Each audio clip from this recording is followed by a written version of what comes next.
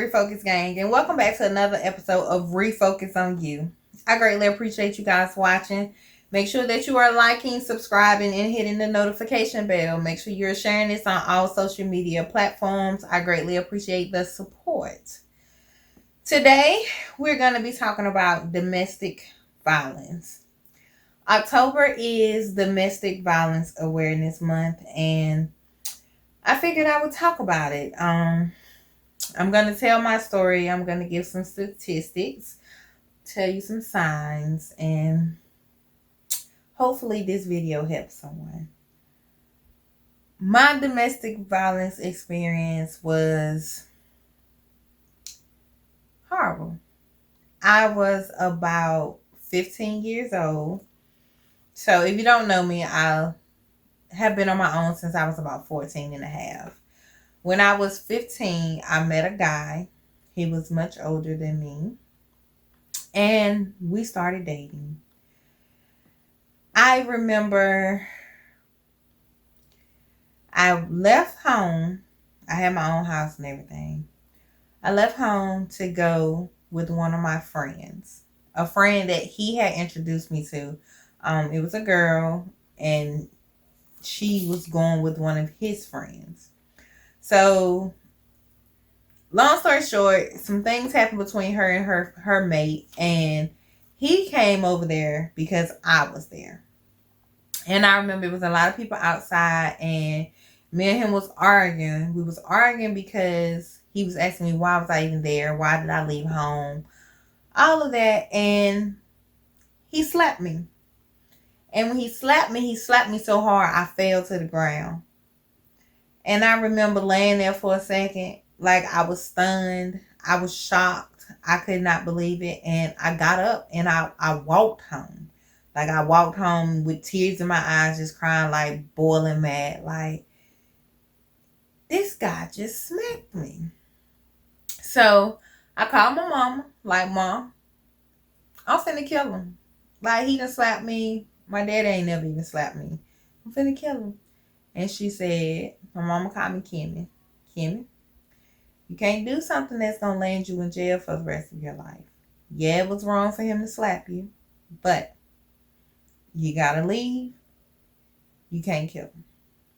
So I called myself leaving. I packed all my clothes. Of course, he followed me home. I locked myself in the room. I cried half the night, packed everything, laying on top of bags like I'm leaving in the morning. And like most victims, I did not leave. He sucked me in with it. I'm sorry. It'll never happen again. I was mad. All of the blah, blah, BS. And I stayed. I stayed for 3 years. During the course of those 3 years, I was beaten badly.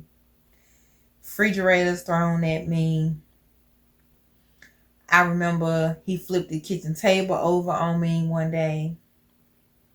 I remember he drugged me down some brick steps. I remember he beat me till I blacked out at a convenience store. And when I woke up, I was laying in the floor of a hotel room.